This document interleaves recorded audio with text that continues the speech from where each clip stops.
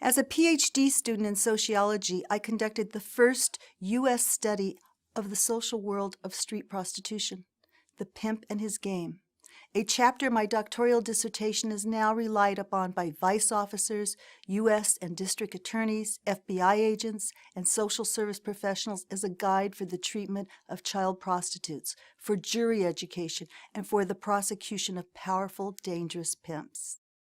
In 1975, as a PhD student, I initiated some of the first legal challenges to the unequal enforcement of prostitution laws, which historically had been used to prosecute prostitutes but not their customers. During the Hillside Strangler investigation in 1977, I led the police and media in a search for serial murderers who killed over 11 young prostitutes in the Hollywood area. During this investigation, I created the first ever street outreach program offering social services to American child prostitutes on the streets.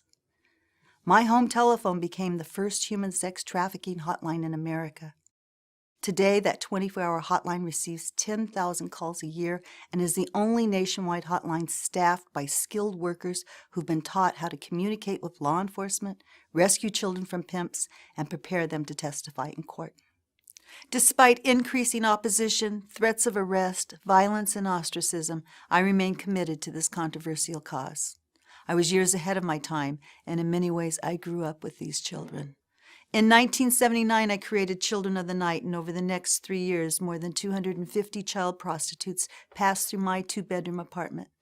I supported myself and them with financial aid from graduate school, part-time teaching, research, and consulting fees.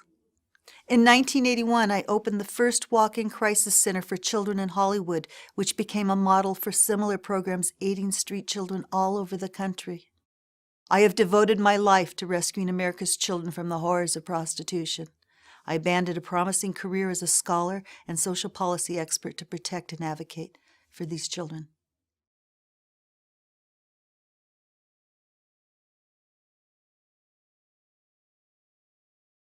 My goal is to provide ongoing private funds to support Children of the Night's existing hotline, shelter home, and on-site school. The Children of the Night home is open to child prostitutes throughout the United States, and the Children of the Night hotline is ready and able to rescue these children 24 hours a day. We provide free taxi and airline transportation nationwide for America's child prostitutes who wish to escape prostitution and live in our home. Our hotline staff works closely with law enforcement to rescue children from vile, dominating pimps, also called traffickers. Our home features an on-site school and college placement program. After youngsters complete our rigorous and comprehensive program of academic and life skills education, caseworkers are available to provide ongoing case management to hundreds of graduates. WOW offers teenagers living on the streets of our cities access to birth certificates, school records, social security cards, government-issued photo identification, transportation to critical social services, case management, resume preparation, job placement, parenting support, and educational services including academic assessments and preparation, tutoring, and support services to test for the GED, the General Education Diploma. And my third objective is to develop a groundbreaking, trailblazing program to rescue babies and toddlers living in crack houses by changing outdated foster care regulations. I am fighting for the right of older adults to provide foster care to small children and to make these children eligible for adoption at an earlier age when damage has been minimal and the children are still cute and cuddly.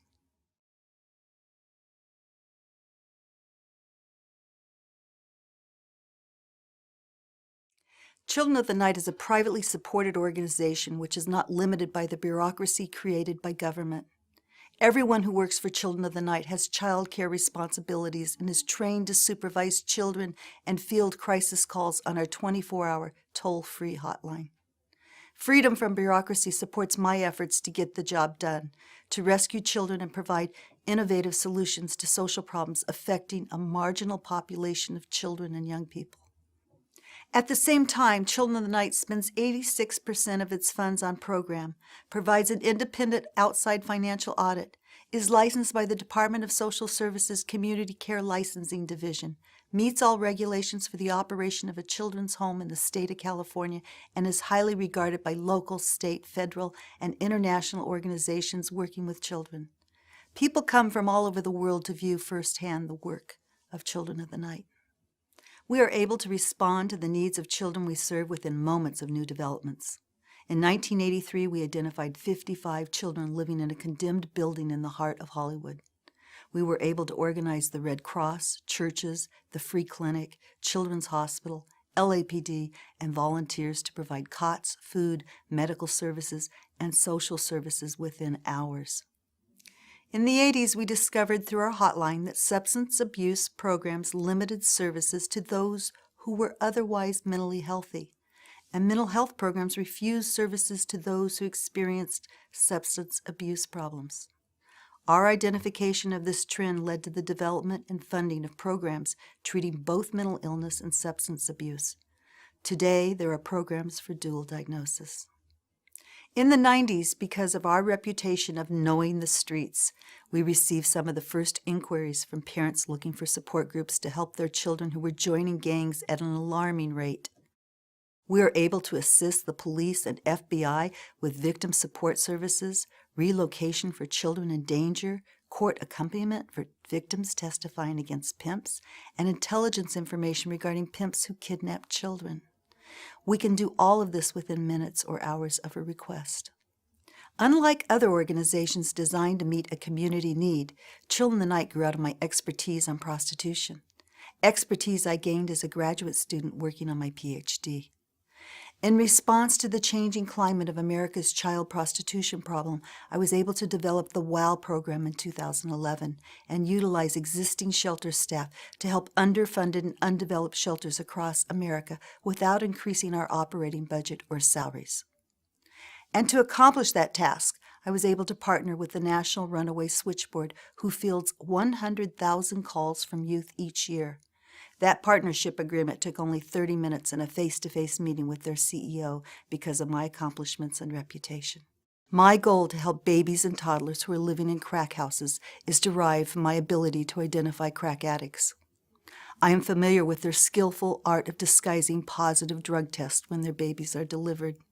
My expertise in law enforcement practices, combined with my track record showing I know how to get the job done, produces results while other organizations are plowing through the traditional bureaucratic solutions involving policies, conferences, trainings, and meetings.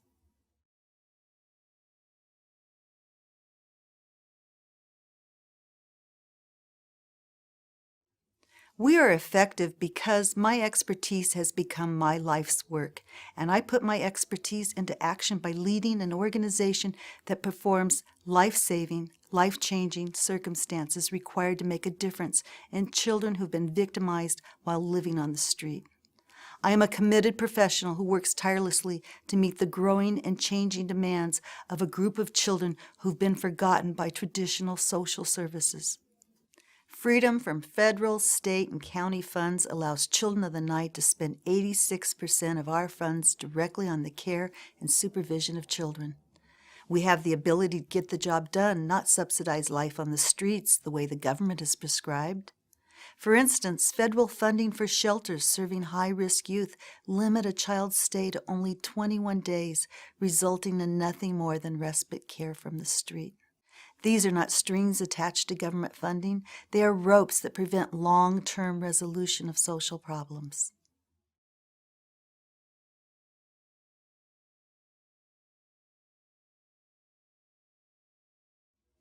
We perform quantitative reports on the number of hotline callers, their age, race, location, and the same demographic information for children who live in the Children of the Night home.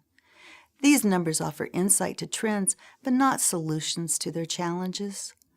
Unlike most other hotlines or shelter homes, we look at the types of services provided.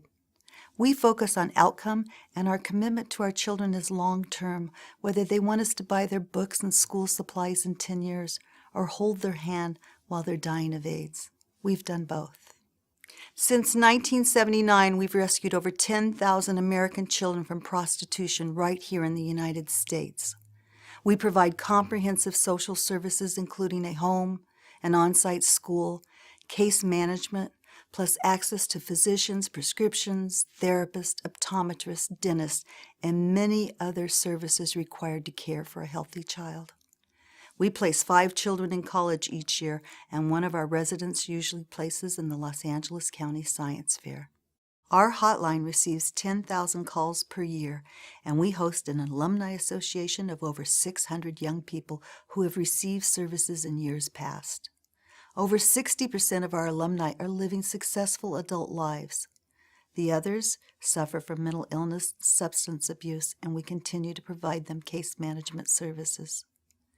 During weekly staff meetings where all staff are present, we review the hotline call of the week, the case management plan for each resident, and we review our alumni receiving support services.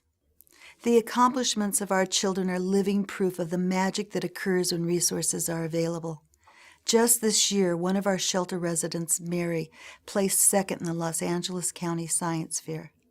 The year before, Annie qualified as a Los Angeles County Junior Lifeguard after completing months of training. With the development of Children of the Night Without Walls, we have provided key staff to assist numerous organizations committed to rescuing America's children from prostitution. The demand for startup support, program development, case management, and fundraising by new organizations has demonstrated a growing need for technical assistance from seasoned Children of the Night staff. Many of our children become school teachers, executives, social workers, managers, and computer operators because people like you cared about them.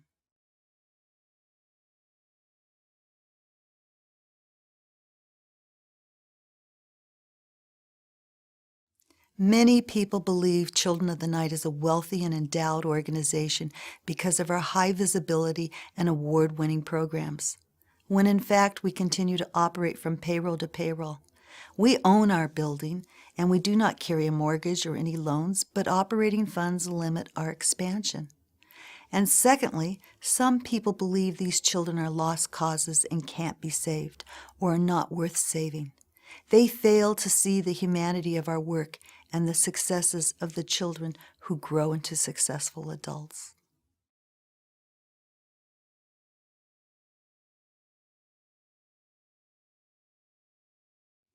I have received countless awards for my humanitarian work, most notably the prestigious President's Volunteer Action Award presented to me by President Ronald Reagan at the White House in 1984. I have also received the 1994 National Caring Award with a permanent memorial portrait hanging in the Frederick Douglass Museum and Hall of Fame for Caring Americans in Washington, D.C. I have been profiled on national television, including CBS 60 Minutes, and my work was depicted in the 1985 CBS television movie Children of the Night. I was lauded by rock musician-songwriter Richard Marx in his song Children of the Night, which appeared on his 1989 Repeat Offender album and has generated over $500,000. These accolades are important because they've led to a number of changes. The Department of Social Services and Child Protective Services throughout America now accept child prostitutes into their child care system. The Department of Probation has opened its group homes and provides services to America's child prostitutes. Juvenile courts across the United States now divert children from detention facilities and place them in shelters, foster homes, and treatment programs. Police departments across the nation treat America's child prostitutes as victims instead of criminals. The FBI has developed human sex trafficking task forces in major cities across the country to rescue America's children from the ravages of prostitution. The U.S. Department of Justice and other government agencies have developed laws and begun allocating money to help our child prostitutes who in years past had nowhere to turn for help. And several states have developed specific laws and sentencing practices to punish men who pay children for sex. Plus, law enforcement agencies currently operate special investigations known as trick task forces to arrest the customers of prostitutes.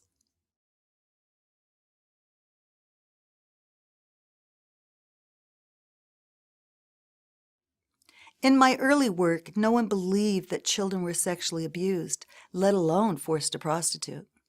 The infamous McMartin preschool case, a daycare sexual abuse case of the 80s, created a dialogue of child sexual abuse. People also believed that prostitutes, even if they were children, prostituted out of a desire, not coercion, and that these children were beyond salvageable, even under the best circumstances. Today's news media headlines scream out the torturous exploitation of America's children who are victimized by prostitution and worthy of rescue even by the FBI. America's child prostitutes have even been redefined as human sex trafficking victims.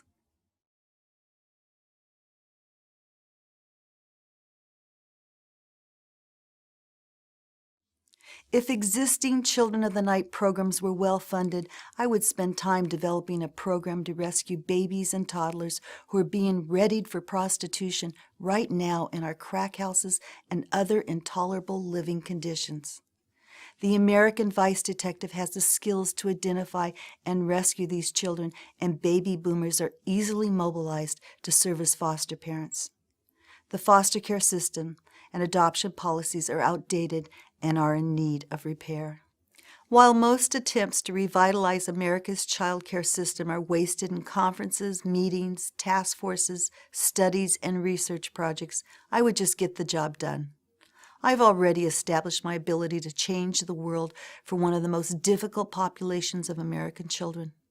Whether I spend the rest of my life raising money to support existing Children of the Night programs or develop new ones depends on you and other people like you.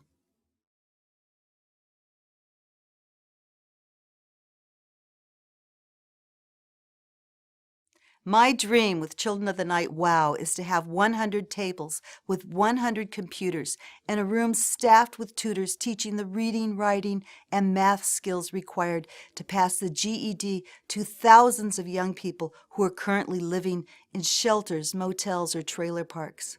I want to give young people forced to live on the street the skills to pass the GED, because it is a gatekeeper that keeps young people out of the military, civil service jobs, and other opportunities that may permanently remove them from the street. I want to continue to lead the revolution of real life-changing services for teens and young people forced to live on the streets of our cities.